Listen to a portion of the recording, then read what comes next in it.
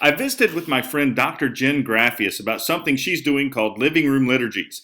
It's an online resource for friends and families to use to guide them through worship. Jenn is the Director of Mentoring and Formation at Azusa Pacific University, and she's also served as Chapel Director at Fuller Seminary, and she also has experience in pastoral ministry. Jenn and I did a Zoom call and talk about living room liturgies and also some interesting things about mentoring relationships. You're doing cool stuff in the midst of this with the what is it, living room liturgy? Mm-hmm. Tell Yeah. me, I mean, because we're recording this, and I'm going to show this all over the place because I think it's a really cool resource. I stumbled across it. How come I didn't know about this? How long have you been doing it?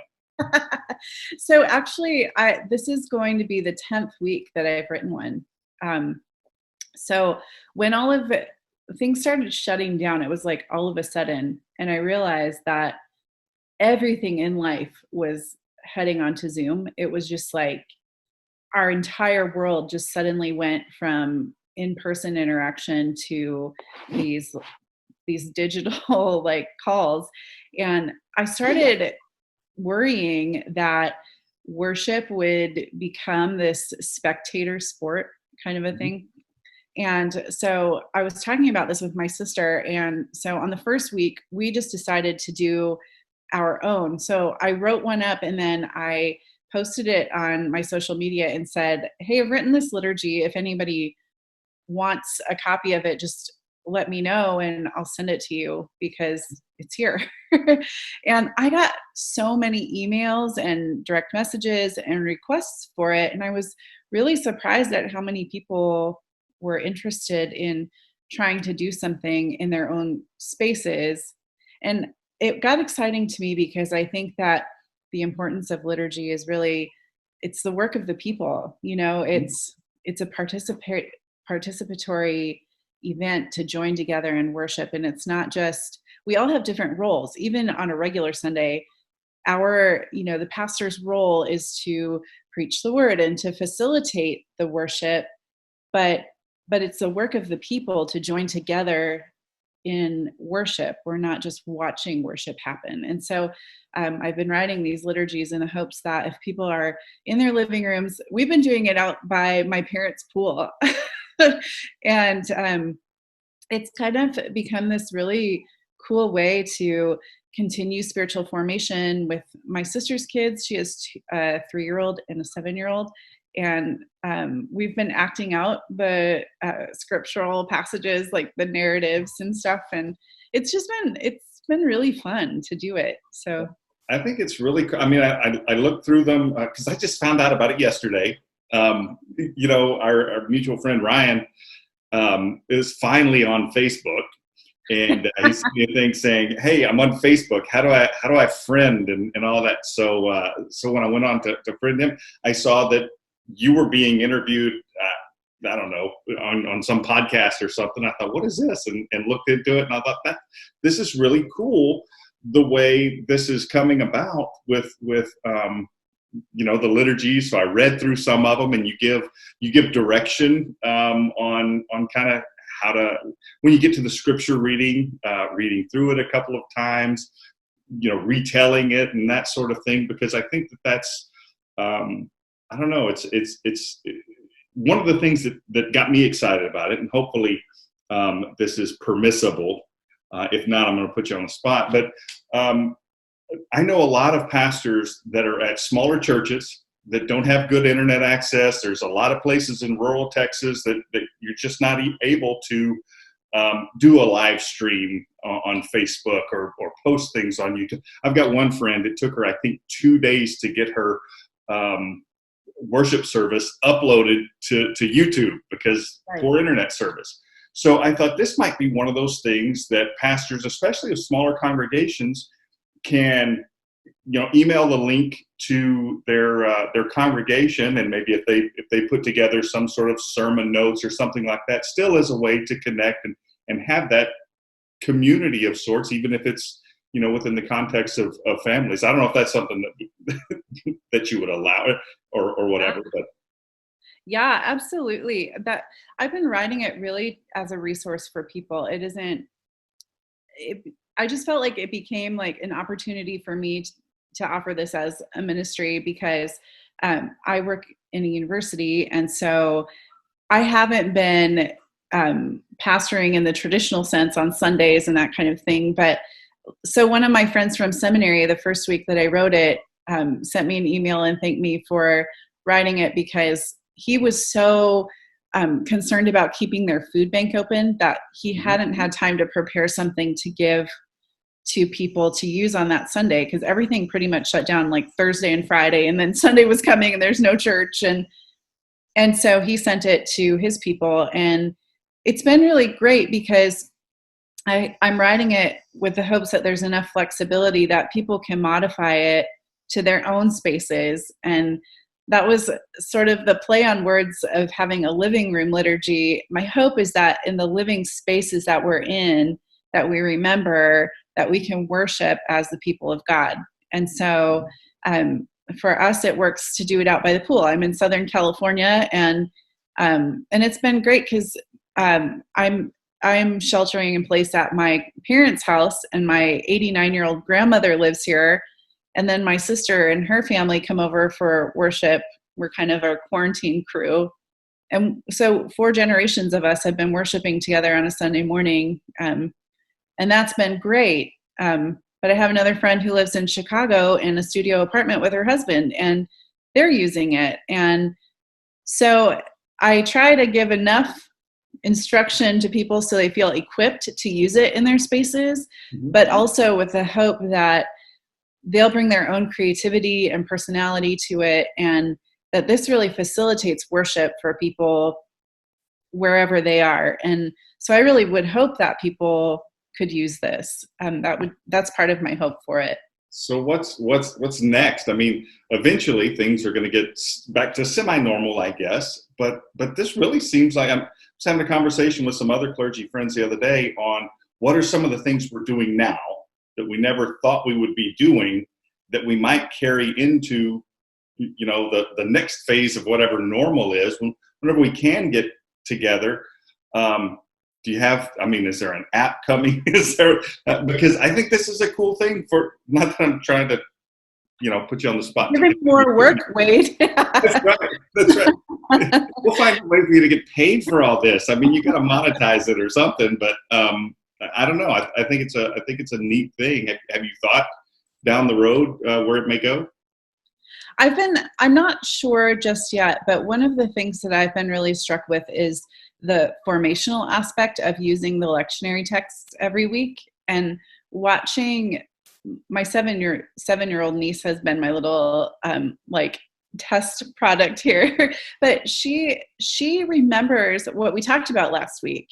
And I think that there's something really powerful in that participation in engaging in scripture across generations. And so I'm thinking through, how can we use this as a formational tool, even if, when we can gather again together in church in person as we used to. We've actually also been modifying it in the center I work in for pastors on Monday mornings. And so we've had Monday morning liturgies for pastors. And so there's ways that you can take this, and it's like minor tweaks to the set liturgy, and then it becomes something that can be encouraging to people. So I'm thinking through what are some ways that we can do it, but I haven't quite, it's like only 10 weeks old.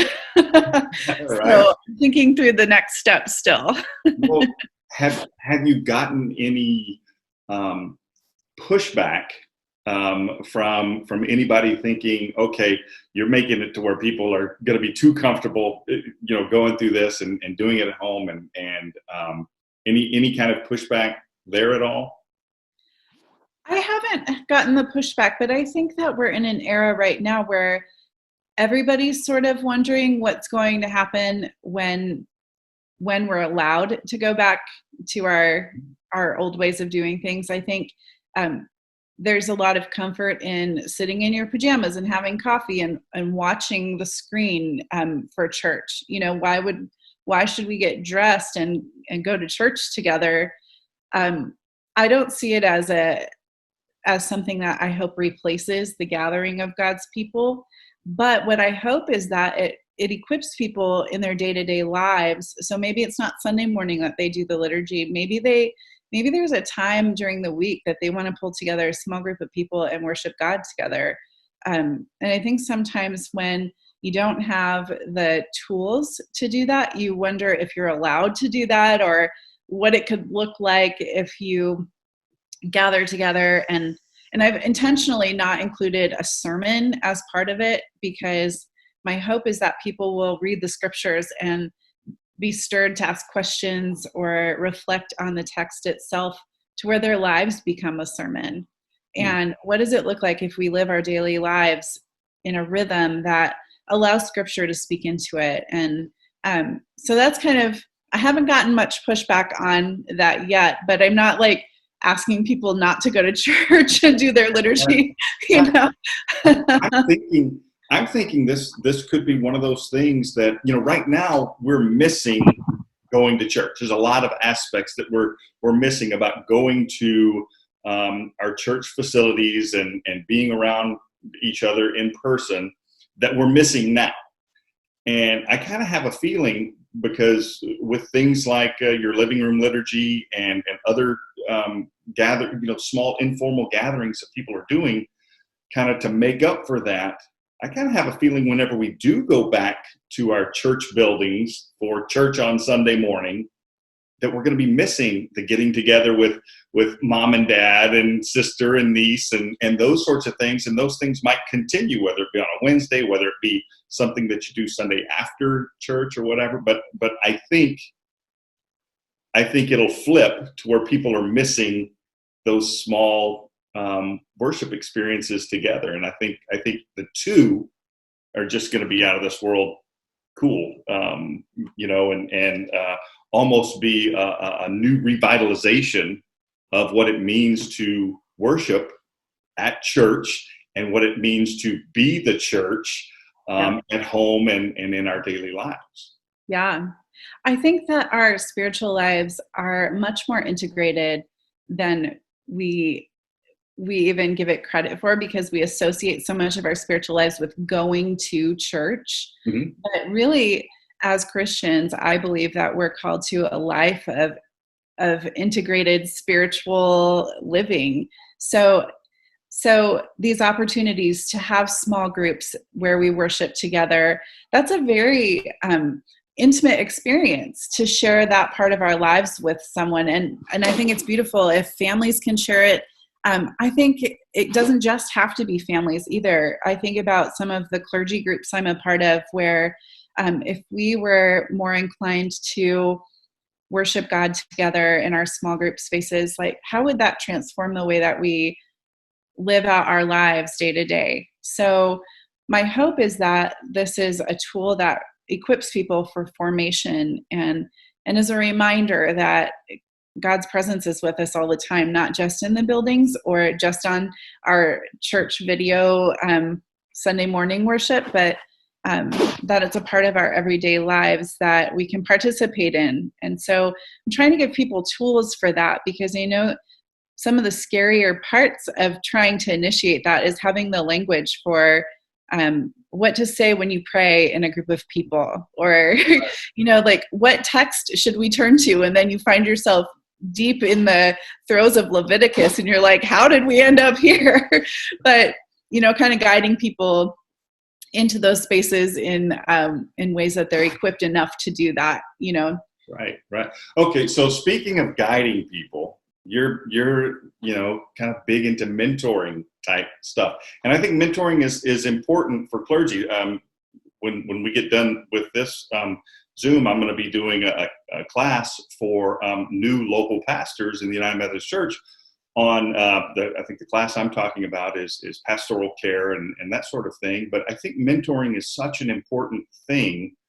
I'd love to get your input on things, I guess, things to look for in a mentor, how to approach somebody that you might want to develop some sort of mentoring relationship.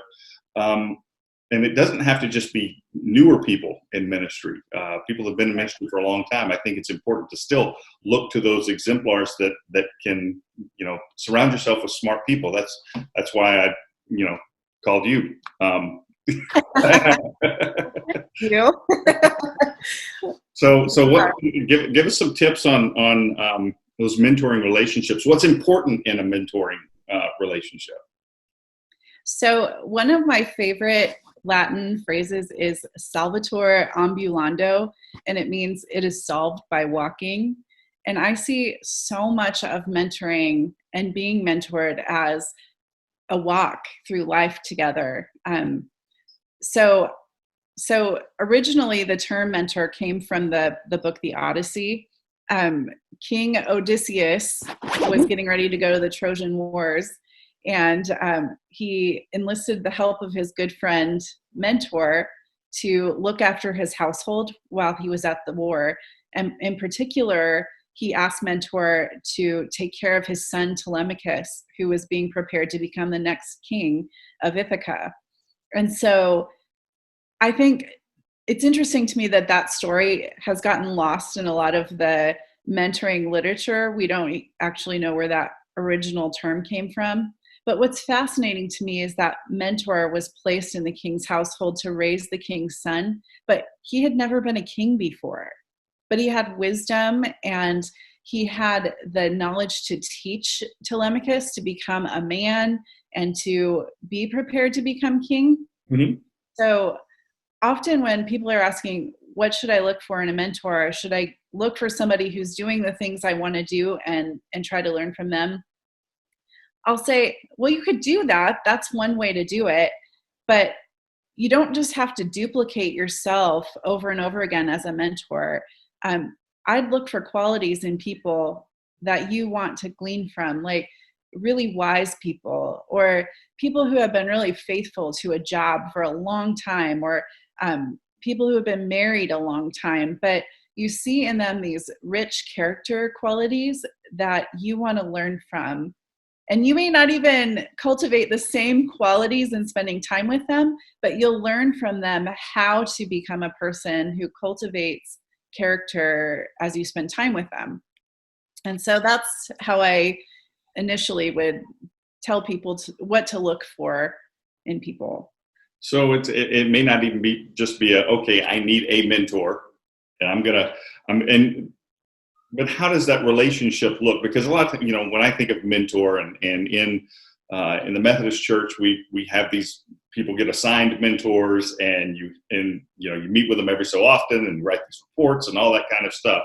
So that's one aspect in which I think of formal mentoring, but it sounds like we can get just as much, if not a lot more, from these informal mentoring relationships where we may have 4 or 5, 3 folks that we're admire and try to glean stuff from as we go along, whether it's and they may not even be, in our case, other clergy mentors, or it may just be somebody you go, wow, that I'm in awe of their marriage, or whatever it happens to be.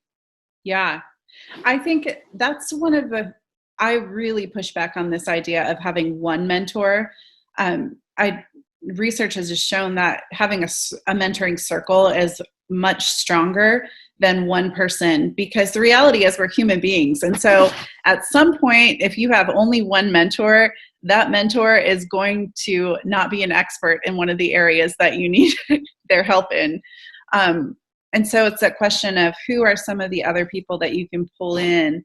And Stanley and Clinton do a good job on kind of differentiating the different types of mentors that you might want to look for. I really like their books. And then just different people in like different articles and that kind of thing, they really advocate for this idea of thinking about your life as a boardroom table, and who's around your table, who are the people who are speaking into your life. And it's really helpful to sit back and look at the different aspects of mentors that you have in your life, because sometimes you might find that you have a hole in, like a missing seat at your table whether that's you need to include a more diverse table, or you need an expert in business as a pastor. Like there's many different aspects that we might need to look for some additional people to bring into our circle. Yeah, I think that's a great analogy. I like that boardroom type analogy of I guess constantly reevaluating where the holes are and who all you can have. I mean, it's a leadership quality. I mean, anytime we're talking about any kind of leadership, whether it's pastoral leadership, whether it's the leader of a local government or something like that, you absolutely don't want to surround yourself with wise people that are, I mean, if you're going to run a city government, you don't want everybody to be an expert on civil engineering. You need to have the civil engineering part, but not everybody in your circle should be civil engineers. Yeah, that's cool. I was doing this exercise once with one of my classes, and I actually had a diagram of a table and asked them to put the people around the table who were fulfilling different roles. And one of the guys in my class put his mom in every seat around the table. And it was an interesting exercise for him because I think he realized how influential his mom was in his life. But then he began to talk about, maybe I need to have some other people who are beginning to speak into my life. And so I think, so he was young, so that's why his mom was there. But I think for a lot of us, we could do that with a pastor. We can say, somebody that we really admire fulfills every seat. And that's not necessarily healthy either. So it's a good way to kind of take a look at and evaluate how we're doing in terms of who's speaking into our lives. Yeah, I could find myself doing that, going, okay, I wonder what so-and-so would say about, and that being my go-to person, even if I'm not consulting with them, thinking, I wonder what they would do in this situation, and that influencing me in all the different aspects. So that's cool. I like that. See, I learn a lot from getting. See, you're one of my people that I will keep as a mentor.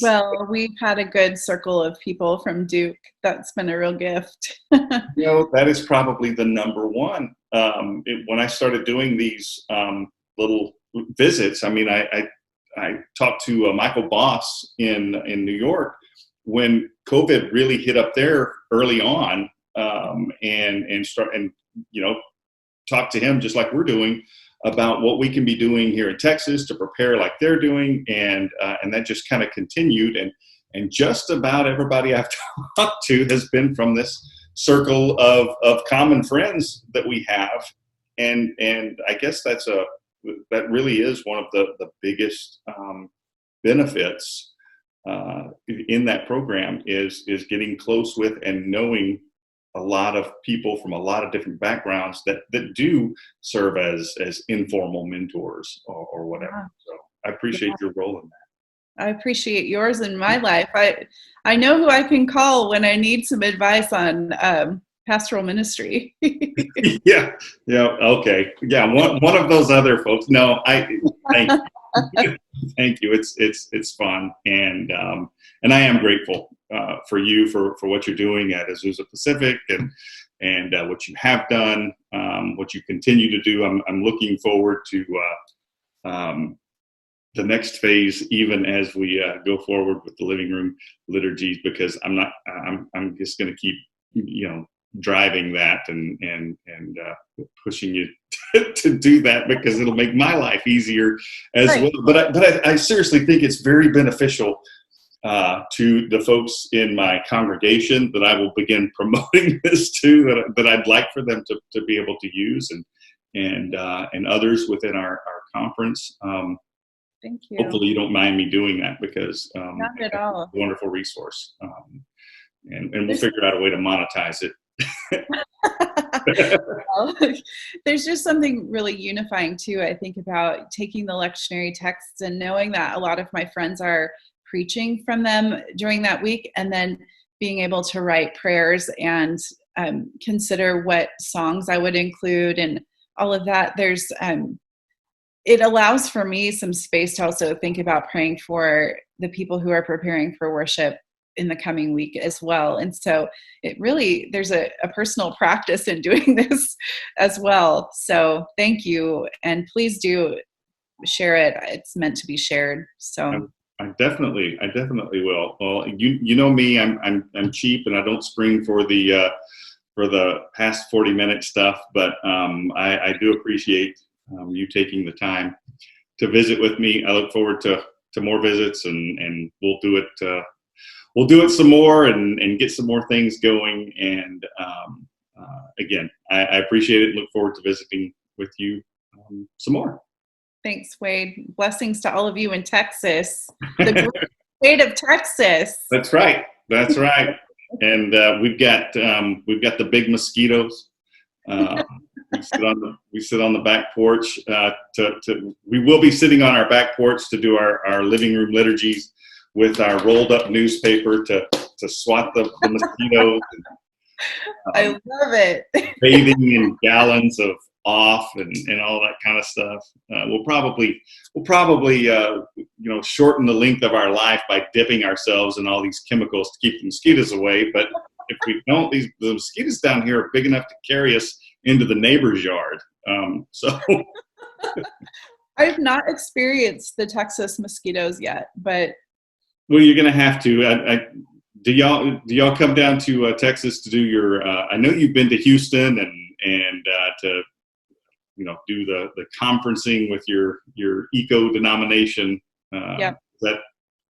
Is Texas kind of the place that y'all typically go, or is it all over the country? To like Texas.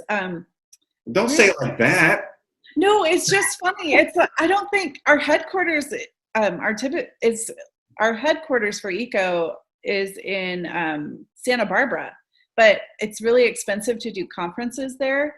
But I'm trying to remember, when we weren't in Texas, we were in Colorado, but we're coming back to Texas, this San Antonio, if we can have it, but San Antonio in January. Cool. So cool. Cool. Okay. So you can.